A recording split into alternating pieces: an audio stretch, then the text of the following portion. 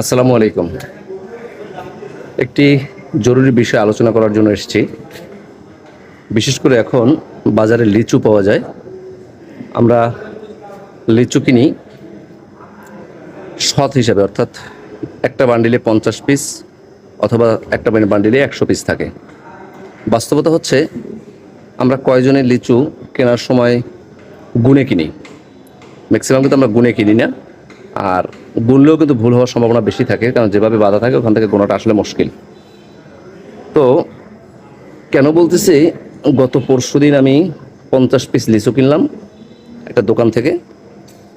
ওনার কাছ থেকে আমি প্রায় কেনাকাটা করি ফলের সিজনে।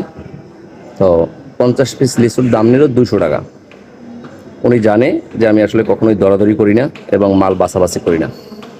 তো যারা দরাদরি করেন না বা মাল বাছেন না, আপনাদের সকলের ধারণা যে